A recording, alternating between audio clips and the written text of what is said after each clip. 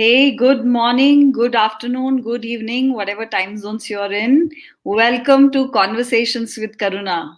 We are yet here with another amazing person to talk to about an amazing topic, which is all about how to leverage emotions to boost your career. And I urge you to join us, ask questions, and make this conversation as interactive as possible. Looking forward to an amazing session today. And with that, I welcome Surekha. Surekha Poddar has been an ex-MD of Milward Brown South Asia. She has also worked for organizations like Airtel and many more organizations, Pfizer as well, and many more organizations of repute. And she is a marketing and market research person and has also done business development in the various roles she's held on to at senior positions. Now she's transformed into becoming a coach, and we have an awesome work that she's been doing in this field, specifically in the field of helping leaders, CXO level people, and helping them build emotional intelligence and build their careers. So, welcome, Surekha, to our show. I welcome you to this conversation. Thanks, Karuna. It was great that you're having me here. My privilege, really. Thank you for inviting me. Yes. Pleasure is And all I'm mine. as excited as you are to be here and talk about emotional intelligence in career. Yep. Thank you. Thank you so much. So, Surekha, let's start from hearing more about your career. How has your career and life journey been like? Let's start with that. Okay. So, to begin with, I'm a pharmacy graduate. So, B Farm followed by management. And when I was doing B Farm, I realized that I'm not the person who can sit in the research lab and really do research. So, my place was really with people and understanding people and actually being interacting with them and so on. So after my management, I got a golden opportunity to work with a market research company at that point of time called org, and I had a fantastic boss right there. So it was more like, how do I understand the people, what are their aspirations, what are their motivations. So when you're in market research, that is the constant subject of inquiry. So that was really something which triggered me into this, and I really worked there for nearly 25 years in market research as a Wow. field. So that was my beginning. Yes. uh, After about so in the first 5 years as well, after my first stint at market research, I went in marketing in a pharmaceutical company, and I was managing I was a product manager for veterinary products, and that's a very unique field. I don't think too many people would have worked in that specific line. That company was called Cyanamid India, and now it has been acquired and is a part of Pfizer. But having said that, I would say it was one of the unique opportunities which I got, wherein I understood people right from rural areas where there were poultry farms. So we used to sell products for poultry farms. So I must have visited at least 100 poultry farms, and which is unique and possibly all across India in the tiniest villages. So that Wow. is where I got to know a lot more of, I would say, our Bharat, India, how villages are, how simple they are, and yet how complicated. And Mm, they are doing roaring poultry business. So that is where I mm, was. yeah. Coming back to market research. So yes, and then from there, I nearly worked for 20 years in market research, Wow. and it was an amazing journey and all types of research really, right from marketing, advertising, customer satisfaction, branding, and just basic aspirations and motivations of human beings. Yeah, so that was my journey in a nutshell. Um, and in terms of life, if you look at it, I have always worked right from day one after my management. And it has been a very enriching journey. I've worked for Indian companies like Bharti Airtel, worked for Mm, multinational companies, uh, and the cultures and the way in which the environment sets you up is really something which I loved. So I enjoyed every bit of my working career, I would say, every bit of it. Amazing. So I'm sure you've enjoyed a lot of your time in the job and the business, the career that you built for yourself. But as a person or as a woman leader, are there any challenges or any key milestones that you got experience of which shifted your perspective towards how you were looking at things? Any Well, it's challenges, any an yeah, milestones? yeah, yeah. It's an interesting question. See, as somewhere I started my career in 1988, and I was in a field. I would say in the first 6, 7 years of my career, in a field where there were hardly any women, Hmm. hardly. Okay, so just kind of few days back, I was looking at the photographs from that era, which is when I was in Synomed, and there Hmm. were absolutely no other woman in the photograph, or maybe occasionally one more. So there Hmm. were instances, and this is very funny, but I used to conduct farmer meetings, which means a lot of poultry farmers were invited. And Hmm. there would be poultry farmers, I was told, who came just to see how can there be a woman who's addressing us. Okay. Having said that, it used to go off very well too. But during that time, Karuna, we did not have awareness that women at work have to be treated differently or so. For us, it was a very simple thing. This is work, do it with passion, and just Hmm. get done what needs to be done. We did Hmm. not know, we were not aware, and we were not bothered that we are women. We just did what we had to do. And that's the way the career really progressed, because and I still feel that the moment you decide, oh, you are a woman and hence there are special privileges, you're Yeah. accepting that you are a little lower or maybe inadequate compared to men, Hmm. which is not true. So I do believe that there may or may not have been challenges. All you need to do is just be there, get there, work passionately, and you will there. Yeah, of course, there would be other challenges because uh, you are a woman, you have other roles to follow, which are being a housewife, being a mother, being a daughter-in-law, being, Hmm. and so on. But frankly, again, what I felt was that I gave my 100% wherever I was. So if I Hmm. was at home, I gave my 100%. If I was in the office, I gave my 100%. Nobody ever really complained that why are you not in the office enough amount of time, or why are you not at home? And frankly, even today, my husband, my mother-in-law, or my children have never complained that you've not been there. If anything, I think my working would have added value to them. So I do believe that work-life balance is not about working 9 to 5. It is Hmm. really about working completely 100% focus wherever you are, and whatever you are doing without any sense of guilt. One of the other things which really happened, and I think I did it with you know, consciousness over there, which is build your support systems. And I Hmm. think that is one thing which is completely useful for every working woman. Whether the support system is, that your children are growing under the care of your in-laws, provide them with support.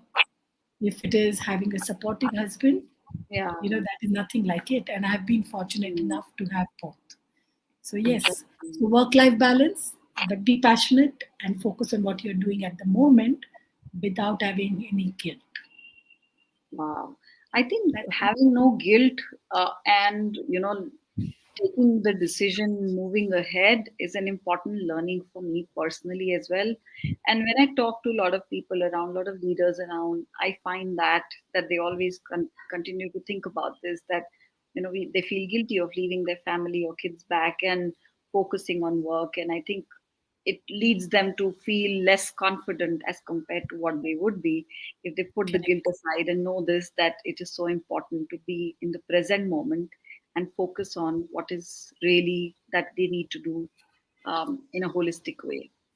Okay, so coming to, though you've answered a little bit of my next question as well, but I'll still hold that question and will specifically want our audience to listen to this.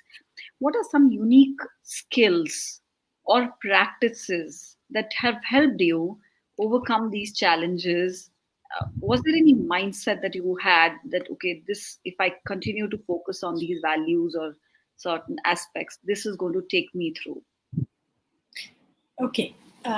So in the first place, I would say I was not even bothered whether I am, a woman or a man in the working space.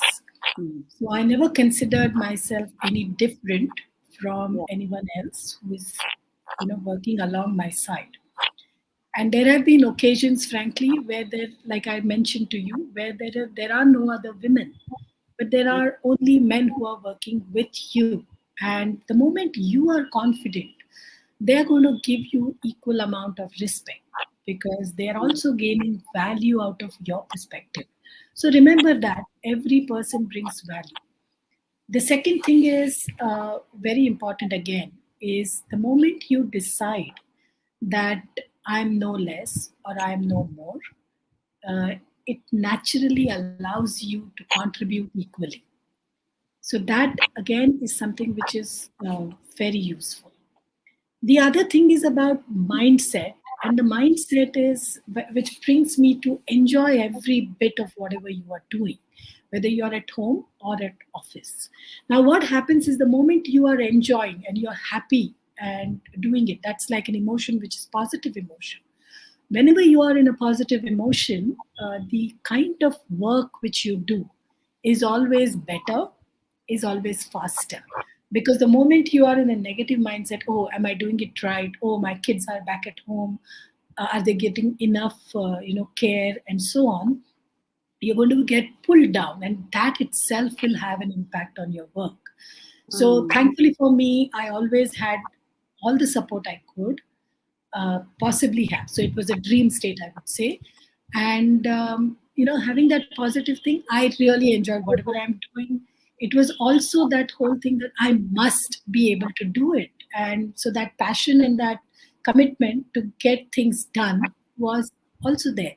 The most important thing at the end is also about curiosity. And market research is all about curiosity. So understanding why are people behaving the way they are behaving, what can be done about it, what are their motivations, and so on. Yeah. So that curiosity always allows you to keep your mind open and not get into Super. fixed mindsets. Super. I think that gives us a lot of insight into you as a leader and how important holding on to positive emotions is, because that's going to bring in a lot of good quality of work. And I love the thought that you mentioned about being curious all the time. And that's what market research is. And even being a lifelong learner, being curious about what is happening around us or what is it that I can improve on is one way to continue to keep building yourself up. So Yeah. that brings me to another question that I have for you, which is very related to what we just talked about, is why do you do whatever you're doing right now? And what drives you to excel in that? Okay. I see this is a typical saboteur in me speaking. I don't know whether I excel in it or not. I do pretty okay. But to come back to why do I do what I do is some time back, one of my own coaches took me through the values and my purpose and so on. That's where I found that one of the key things which I wanted to do was enable the midlife, uh, you know, people who were in the midlife, bereft them of any agitations. I mean, I myself faced when, say, you are from middle to senior management, you start facing stress, and at least I did. Or there were a lot of agitations in my mind. Things like doubts sometimes: Am I good enough? Or is this the right thing to do? And so on. So there are all those things which come in your mind. And frankly, if I had a coach somewhere when I was in my maybe late 30s, it would have been a completely different thing altogether. And that helps. So I thought one of the key things which I should do as a purpose of my life going forward is to not allow these agitations to impact the careers of whomsoever I can work with. because they need to realize. A lot of times we don't realize our emotions and how they are pulling us down. So if I could do something about it, it, you can leverage your own career with that. So that's where I am. Yeah. Interesting. Interesting. Thank you so much for that thought. And uh, that I'm just thinking about this fact that your journey has been from being a corporate leader, being in those top jobs of being being an MD, to being an entrepreneur, being a coach now. What are some learnings when you've shifted from this aspect of being into corporates to being an entrepreneur and a coach? I'm sure there were learnings, and you chose to do it for a purpose. So do share a bit about that also. Okay, thanks for asking me that question, because frankly, when you're in corporate and when you are in a fairly senior position, you have a lot of support even at office. Okay, so I'm kind of getting into something very basic. Once you become an entrepreneur or you are on your own, though that support system doesn't exist. So, for example, today, if I have a technology issue or how to operate a laptop or a computer, I will be at sea. It becomes difficult. But yes, over a period of time, you accept it. You again build your support system. You have technical people to whom you can call and get everything set up and so on. So those are the minor irritants to start with, because suddenly you are all alone. The second and a bigger issue is when you are working for a company or an organization, you are selling somebody else's services, somebody else's product. The moment you become a coach or an entrepreneur, you are actually selling yourself. You are the product. And that mindset takes a little bit of time to really, for at least for a person like me, it takes a little bit of time to uh, settle in your brain, which means I have to promote myself. And that is something which one needs to learn. And it takes, I took a little while. Even now I'm not completely comfortable with it. But yeah, that's the journey. Yeah, I A know lot of we've women had find that difficult. Yeah. I know we've had a few conversations on this topic about, Yes. promoting ourselves, and how for each one of us, during our conversations, we realized and learned that for each one of us, there could be different Yeah. comfort levels Yes. and different ways of approaching to it, and the philosophies around it could be different. So to Correct. each one's own, but however, very beautifully talked about the fact that when you're in a corporate, you're selling a product or a service, but when you are an entrepreneur or a coach, you're actually selling your own self. You are the brand that you're promoting. And Correct. sometimes people question their own self worth when they shift into a spot where they are on their own. Correct. Yes, it does give us a lot of freedom to choose our time and work, etc. And a lot of us jump into entrepreneurship because it provides us a lot of freedom. But many of us sometimes forget about this fact that we are the product and the brand that we are creating. And I Correct. think a beautiful thought brought up, and I'm sure a lot of people listening to us today can relate to this fact. So thank you so much for bringing up that point. And that tells a lot about your emotional intelligence and your thought through strategy about shifting into becoming an entrepreneur and a coach as well. So we hear a lot about emotional intelligence. We hear a lot about, coaching as well. What made you decide that you wanted to pick up stuff related to becoming an emotional intelligence coach, becoming a leadership coach? What was the thought around that? Okay. So, see, we've all read literature which talks about the fact that what is the differentiation between a person who has become a leader and those who are unable to do so. 80% of the times it is the fact that you are emotionally intelligent. And the more I read about that subject, I felt, yes, that is indeed the reality. And the more you go deeper into it, the more easier it will be for you to become the leader, unleash that potential. Because frankly, we are holding ourselves back. And emotional intelligence is about releasing that and allowing yourself to be who you can be. Yeah. So every coaching session, sometime or the other does, cater to the emotional needs of the individual. And it is essential that every person who is in the corporate world or otherwise actually understands emotions and emotional intelligence, both. It will be, if anything, give them a lot of peace of mind, give them stress free life, give them an ability to follow through their ambitions. Wow, that's a very different perspective. And how about pairing that? I remember seeing some videos about your, some series that you talked about. Uh, Yes. Being emotional, or are you being emotionally intelligent? Correct. And that was a very interesting, and I saw a few of your videos as well, and they were very insightful. So from there, would you like to share something about it which people could also value and benefit from? Oh yes, my favorite subject. Okay, so essentially, a lot of us we believe that being what is being emotionally intelligent. Frankly, the first step to being emotionally intelligent is possibly being self-aware.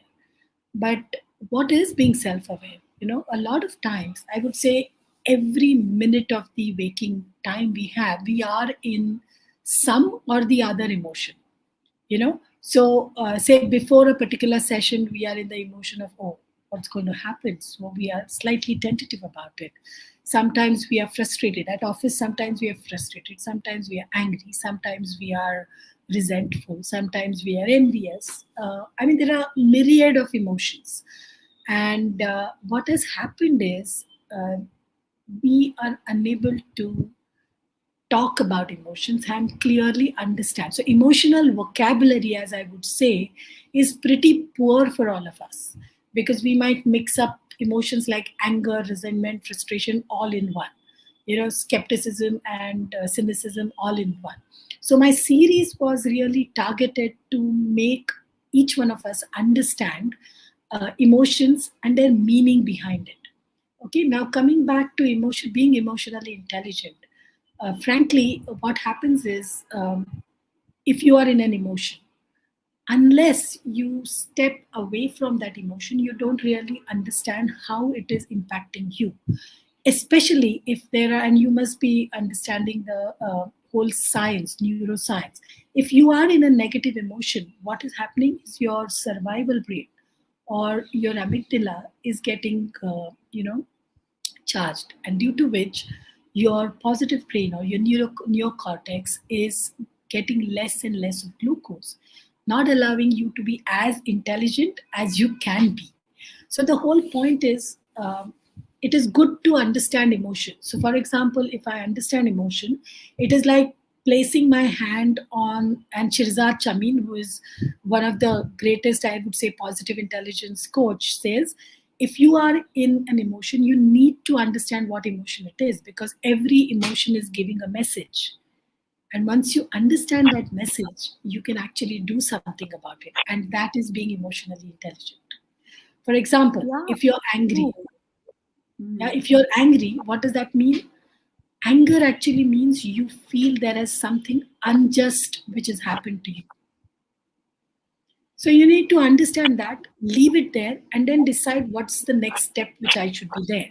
If you continue to be angry, it's not going to be solving anything. The anger becomes CEO of you rather than you becoming CEO of yourself. Emotional So I, intelligence is all about yeah, becoming CEO of I could yourself. be angry because somebody has not done something my way. So Okay. Yeah. yeah. So you feel it is unjust, that this is the way it should be done.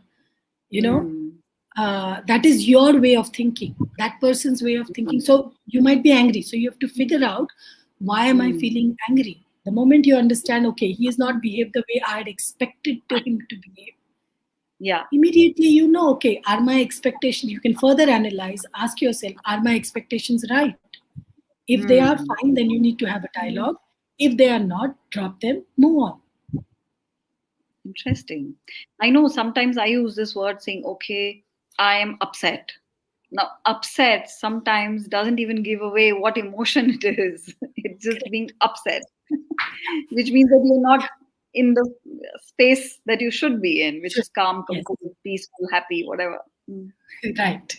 So even if you don't understand the vocabulary completely, I think even that Mm. awareness that I'm in a negative emotion and reason behind it is good enough to start with. Yeah, so That is even if we self. don't know what emotion we have, but we are in that space that we know we are in a negative space is also good enough. Yeah, but then you need to reason out as to why Hmm. am I there, and then proceed. So, what Yeah. could be some questions, self reflective questions that one can ask in that space? So one of the things is number one, you shouldn't be constantly in the emotion. Okay, so you need to number one be aware that okay, you are in that negative space of emotion. If you are in a positive space, great. If you are in a negative space, you need to figure out why am I in that space. Hmm. um, okay, and then the question you should ask yourself is what is this emotion telling me. Okay, Hmm. for example, and I in my one of my series I had talked about the fact that if there is envy, what does that mean? Say I'm envious of somebody at work. It just means that that other person has something which I desire. Okay, that is Hmm. making me envious of that other person.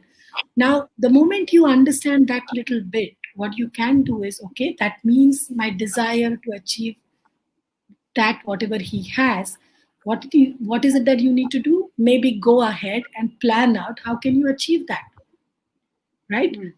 There is no point feeling resentful towards that person. It is really the fact you get to know that okay, this is what I desire, so that is a message which that envy has given you. Act on it, and that is the way you would go about it, right? Wow. Interesting. Very interesting. And I think a very different perspective, at least I am getting today. And I'm sure people who are watching it are also getting that kind of a perspective. So thank you so much for mentioning that. And let me move to another thought that comes to my mind. Okay. We do understand, we feel emotions. There are different kinds of emotions also at times we're able to identify. Hmm. Um, However, sometimes we don't know how to get over those emotions. Okay. Yes. I could keep asking some questions, and sometimes it can just make me feel even more upset, if I have to use that word, and even more, in the negative state. So, how do I even get out of this? Okay. So let me give you a small example. Now we are used to thinking in a certain way, Hmm. okay, and sabotage ourselves. I'll say sabotage because if you just scan yourself and the thoughts which you're getting, maybe more often than not you're getting thoughts which are pulling you down. Anger, frustration, maybe envy, whatever they are. And or even judgmental thoughts like, oh, I'm not good enough, can I do this properly, whatever it is. They're all Hmm. negative thoughts, and we are so used to these thoughts that immediately as soon as the stimulus comes in, our mind goes into that negative way. Okay, now Hmm. this we have developed that as a highway of thinking, the neural Hmm. pathways. For last, I would say, decades, the number of decades you are alive. Now, to change that thinking will take time. Having said that, you still can do it. It takes time. It needs to be slowly kind of brought back. Hmm. And yes, techniques like mindfulness, amazing. But there are other techniques as well, which is just be aware, focus, bring your mind back to neutral space. In Hmm. PQ coaching, we call it, so PQ is positive intelligence coaching. We call this what is called as self command, or stopping the sabotage way of thinking, getting yourself back to self command. So you do some self command exercises. These are 2-minute exercises, and they allow you to be centered. Once Hmm. you're centered, once you've labeled your saboteur, you can start thinking, okay, now what do I need to do? It takes time. It is not quickly done. But the way you should look at it, if I'm getting angry 10 times, can I reduce it to 7, then 6, then 5? It is still that much saved, right? That much of time saved, that much of energy, negative energy saved, and so on. So it's a process of removing the neural pathways which you have developed over last several decades, and actually rebuilding them in a positive way. Yeah. So one aspect is I'm not even aware of my emotions. Okay. I'm just using a language which is like I'm being upset, or I don't know, I'm feeling bad, something like that. So one aspect is we're not even aware. So the first step I have understood is first becoming more aware of our own selves. Correct. And that can Correct. be done by asking yourself self-reflective questions, Yes. questioning your own self about why am I feeling what I'm feeling? Why am I doing what I'm doing? The second aspect is I know I have these emotions. I know these are hampering my or sabotaging my life in some way. And becoming used to techniques and tools that we can use on a regular basis to shift our perspective. Correct. But you know Correct. what? I say all of this, it looks very easy, but it's very difficult when it Yes. comes to that time when I have to use that. So you have, in a way, build a particular muscle memory for last, Mm. say, 30 years, 40 years. And now suddenly you want to, from being a left-handed, you want to become a right-handed. It'll take time, right? The Yes. thing is, practice every day. Super. I love that. Mm. So, any specific practices that you can talk about, or any routines or habits that one can develop in this space? So, Karuna, you are the master of mindfulness, so you know exactly where you can go. Having said that, I think it is essential. Number one, to understand your own way of thinking. So, I think reflection um, is very critical. Also, being very aware of where are you feeling in your body, these emotions, where are they coming? So the feelings in your body, because that also helps. For example, we feel, oh my God, and then it comes in the gut when you feel overwhelmed. Yeah. So Mm. there are different feelings, have different spaces, but being Mhm. aware is the first step. Second Mm. step is really on a daily basis, reflect back what are the triggers. Okay. And I'll give you simple triggers, because emotions can be triggered by memories, by thoughts, by actions. Mm. It could Mm. be anything. Okay. Yes. And for example, if there is a nice aroma from your kitchen, you suddenly feel nice. Why? Because your grandmother cooked something like that. Correct? Yeah. That warms you up completely and you feel good about it. So these Mm. are little things, and the moment you're aware of that, you can recreate it. Or if you know that there is some trigger which is going to pull you down, Mm. you can actually, if Mm. you know, you can plan out your day. Say for example, there is a person I'm going to meet whom I don't like. Then Mm. I will prepare myself in a way that I will not get triggered and know how to handle the situation. So it is forewarned is forearmed, and you could develop those techniques. But you need to understand those triggers as well. Mm. And all of this is going to come with reflection. Yes. Consciousness, Yes. awareness. Being conscious. Yeah. So, how does this translate for our work? Okay. Um, on in a corporate setting. Yes. Okay. And I always give this simple example. Mm-hmm. Say you're sitting in a meeting and your Mm. boss praises your Mm. colleague. This is a very simple day to day example. He praises your colleague. For a Mm. moment, you will feel good for the colleague. But Mm. after that, that will be a trigger for you to think, oh my God, why did the boss not praise me? What's going on here? Is there an issue with me? And depending on the kind of person you are, you will start finding faults with you, or you will start finding faults with the boss, whichever. It depends on the way in which your thought process exists. And then Mm. what happens in that 45 minutes of the meeting, you would have been thinking about this for at least 15 to 20 minutes, and see the amount of productivity which is lost for yourself and the organization. And if there are 7 people sitting in that room, Mm. unless we teach them to be emotionally intelligent, that much more productivity is lost. And Mm. this is just a simple example. And these examples can range from fear before appraisal. I mean, most of the times we are worried for things which never happen, correct? Most of Yeah. the time. 80% of the times things don't happen, but we have wasted our days and days just thinking, worrying, having fear, having anxiety, and that doesn't help. So in job, either there is a fear that, okay, I'm not going to do well, hence I will not get my increments or my promotions, or I will lose my job, is a fear which is at the bottom line. And I've seen many, because I've coached many.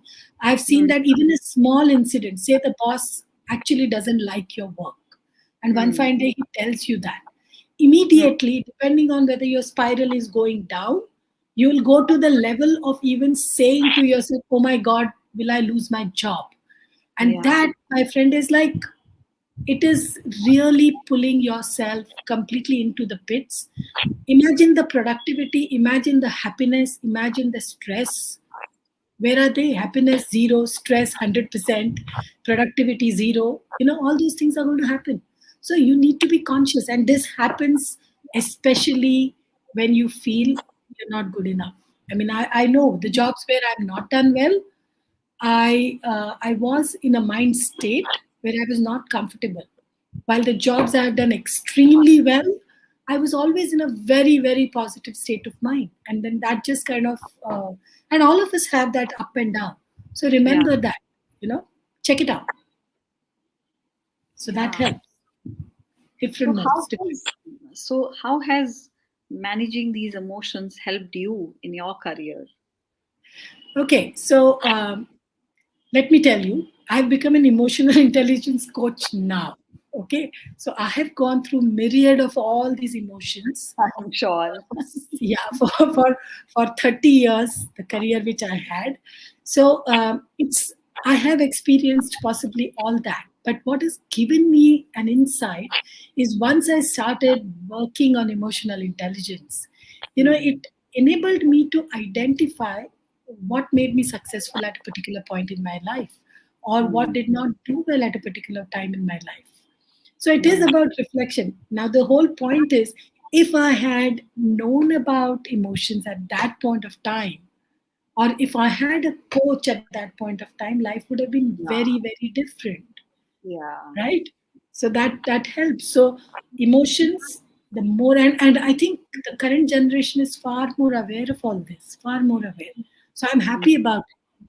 But they also need to know how to be emotionally intelligent about it, or be able to regulate your negative feelings and do something about it. So that will Yeah. help. I mean, we didn't have any such evolved sciences. I mean, neuroscience was there but did not reach us till that time. So that's how it Yeah. was. Technology plays a strong part in terms of disseminating of information even more Correct. faster than what might have been there a few decades Correct. back. Absolutely. Coming back to the concept of emotional intelligence and leveraging emotions to boost our career, what would your thought be around that? How could we do that to boost our career? To boost your career. Okay. So that's a very interesting question you're asking. So number one is, rather than hijacking yourself, okay, so if you're aware, you can avoid hijacking yourself. The amygdala hijack, and you will not make big mistakes. But if you have to put it in a positive, how can you use it? Number one, if you're conscious about it, you can manage conflicts. You can manage to be collaborative. Yeah, because you will know the techniques as to how you can manage those conflicts, or how you can be stress free, or even how you can manage those relationships, how you can manage, not, I would rather say, putting yourself continuously on a positive frame of mind. And I'm not saying be optimistic to reason. I'm saying be very discerning about it, but at the same time, don't slap yourself every time. You can always say, okay, this is what is the current situation, and it might be a bad situation. But if you're not in an emotion, you can possibly think, how can I bring myself up and do something completely different? So you could do that. So there are Mm. so many. I mean, frankly, it has applications in everyday life. Whether you're dealing it with your mother-in-law, with an old person at home, your boss, your peers, your children. I mean, it has applications everywhere. Yeah, I second that thought, and I feel it's so important to, and just expanding on that piece is that, when we are at work, or in our personal lives, it's our personality. We're carrying those habits, whether in personal life or in professional life, and we are living the same pattern. We can't shift the pattern because we are the same personality. So those Mhm. emotions, if you're thinking of low self-worth situations, those emotions are going to impact even in Correct. work aspects. Yeah, If yeah, you're thinking of positivity, if you're thinking of building strong relationships, I think it helps, yeah, build up positive yeah. relationships. um, Correct. Also, many a times what I've observed is, which I also was for a very long time used to do this, that I used to do a lot of self criticism. So when we Mhm. talk about reflections, what I feel is also it's important that we're not only reflecting on our areas of improvement, but we are also reflecting on some achievements and some strengths that I Correct. have, or the person who's reflecting has, and look at it in a balanced way. Because for Correct. many years I was doing reflection just and doing self criticism, honestly, if I look at it now. Yeah, I think one quick question you should ask yourself when you're feeling this is, you've lived a good life. You've achieved quite a lot in your life. So obviously you Mm, must be having something which others value. I mean, mm, just ask that one question. Did I not achieve what I achieved? Am I not doing pretty okay? Yeah, there might be one odd occasions, but that's perfectly fine. How will you learn otherwise? So mm, everything has its positive as well. Even if you're failing, it has the positive. One of the key things about emotional intelligence, it allows you to have open perspectives. And there is mm, another person, they have some reason, and so on. I mean, uh, take going back to the guilt of a woman. If mm, she brings a lot of value to, I would say, even workplace. Why? Because she's so good at organizing things, and as a housewife, possibly she's caring, very organized, and those qualities she can bring to work. So I'm saying there is always worth in everything, and be open to that. mm. Yeah? Yeah. Whether we are giving interviews or whether we are going through a performance appraisal conversation, I think at every step, what matters is that what are we feeling internally, because that is going to decide what comes out externally. Correct. Agreed. I mean, for example, you go to the appraisals thinking Mm, that my boss has the key to my happiness. mm, Okay, which means that you have already established a relationship which is, not an equal relationship. If you mm, go in an appraisal saying, okay, I have worked for 1 year, so let's have a discussion. One, secondly, both me and my boss are the employees of same organization. Yeah, mm, and I can treat appraisal as something which is one more step towards growth. Your mm, mindset will be very different, right? The way mm. you approach it. Yeah, so it's nobody can take your happiness unless you give it and allow that to happen. Yeah, so true. And even for people who might be wanting to shift job Yeah. roles or wanting to choose a different career, maybe second career, or Mhm. just starting off with their career, I think a good exercise would be to really reflect and think of what is it that I value in my life? What is it Yeah, that what is success? What does success mean to me, let's say? And right. emotionally look at it, that how does that stream or career make them feel? So, what are your thoughts on that, Surekha? You want to add Okay. more to that? No, you put a finger very rightly. So I'll tell you what. One of the times when say I was depressed, and not depression in that sense, but when I was feeling a little low. Thankfully for me, at that point of time, I happened to open my cupboard and I saw so many things which brought back memory that yes, I've done so many good things. So what? So what if there are one-off things? So it is good to keep all those achievements and then say, okay, if I have achieved this, I will not be like, see, the way in which we think in our minds that either I'm 100 or I'm zero. The So, reality is we are somewhere in between. All of us. yeah. We are continuously in that process. So the moment you say, okay, I've achieved 80%, right? So I'm pretty okay. So what if I'm not at 20%? And it is fine. And that itself will lift you up. And that Yeah. gives you acknowledgement to your own strengths. Yes. Yeah. Yeah, sometimes because we are always thinking of being a perfectionist. A lot of times, Correct. um, we're all the time questioning that, okay, this is not the perfect project to come out with. This is not the perfect presentation. Let me edit it further, or a perfect idea to start with the business. All of the Absolutely. time thinking of this perfect aspect. Yeah. The benchmark which is set in your own brain. Yeah. Others don't know. Others know only what you've achieved and they're pretty happy with it. Hmm. Yeah? Interesting.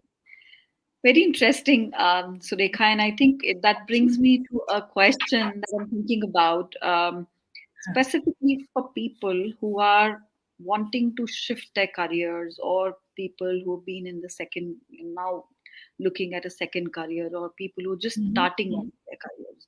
Someone who's Mhm. starting with that process, what would you advise to them in terms of keeping a check or creating positive emotions? Okay. So, number one is again, I'm going to quote one of my own coaches. He came up with, so I was, getting a little apprehensive at one point. So he said, Surekha, just do what you are supposed to do and Mm. allow it to happen. Okay. Mm. You're not going to be successful overnight. Mm. It will take time. Like any Mm. good business takes 5 to 6 years of settling after Yes. consistently pushing it. I think it behoves on us to have that Mm. patience, that calm, and Mm. continue doing what we want to do. And in any case, we have picked up that profession because we are passionate about it. Yes. So be happy in that passion and Yeah. allow it to happen. Yeah. So I remember we talking about this statement quite a bit yes, in terms of yes, allowing it to happen when correct. I have been in spaces where I'm thinking about, okay, what next for me? Or you've been thinking about that. We've been talking about this aspect of Mm, allowing it to happen. So it's all correct. being about patient as well, because again, there are emotions that get generated. We become impatient. We think that, okay, Yes. there is we want quick response coming in, and sometimes that might not be the right thing for us actually. No.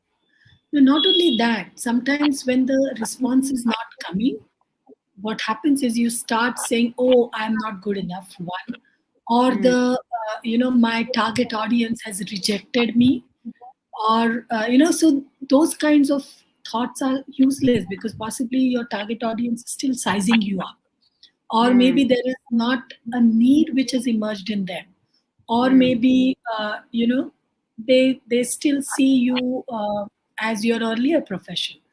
So that's why Mm. allow it to happen. It Wow. takes time.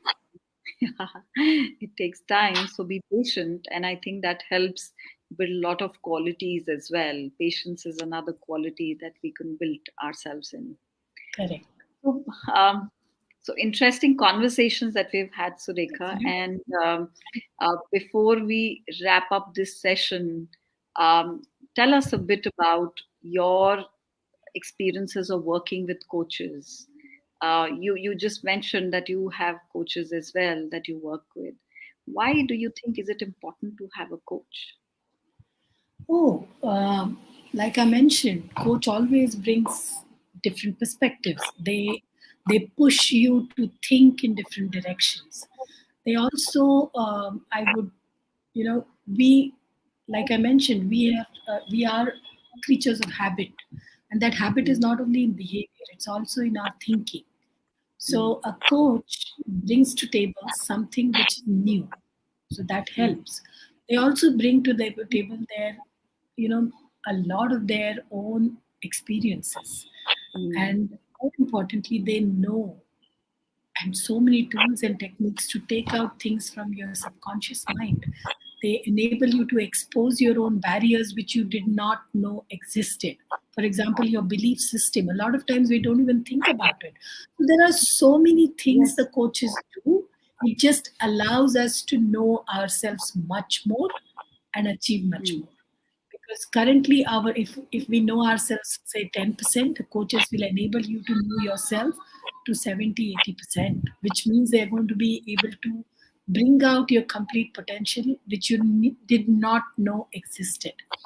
Everybody needs to have a coach. I mean, I like I mentioned, every person maybe in their mid career should get a coach that will enhance, according to me, of course, enhance and accelerate their career at least by 3-4 years, I would say, and that's a sizable, number of years. Yeah, of course. Indeed. Indeed. Any book you would like to recommend for our audience? Book. There's so many books. What kind of books are you looking at? I mean, I Specifically on emotional intelligence? My favorite, of course, besides the standard guru of emotional intelligence, I like Susan David's work, which is Emotional Agility. I do use that book quite a bit. Then I like other books, which is by David Rock.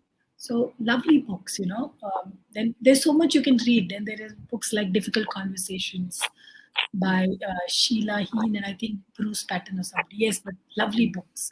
It just sets you thinking.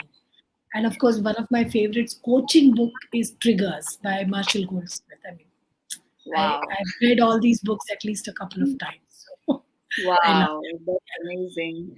Amazing. So, Surekha, you know that we do some piece of work in the space of career coaching and mindfulness as well. And very recently, we've been building up on coaching women entrepreneurs. So, Yes. you've seen some of our work as well. You've been part of career conversations with Karuna as well. So, any feedback for us that we can carry back and make things better for people? So the way I would put it, allow it to happen. You are on a good path. I You are love that. on a purpose, which is, I think, going to help a lot of people. A lot of women. And the moment women become senior, they will bring in a lot more women. So I think you're doing a good job. Allow it to happen. Don't question your success at this point. It will come. So Those positive that's emotions. yes, it will. And let it happen. Career coaching is absolutely critical. I'm not saying that why is it critical? Because it allows you to match your own passion, your skill to the kind of career you want. While you might not exactly go the same route, you know the direction you want to go. So I think it is a must. We didn't know what we wanted to be when we started off, but today there are so many things which are available. Make use of it, and you are guiding people very well. So best wishes. My pleasure. Thank you. Thank you so much for saying such amazing words. And I think career is a space where we spend our maximum time in. And I feel having a coach in that space is such a must because we are spending so much of time in that area and it's shaping our personality to a great extent.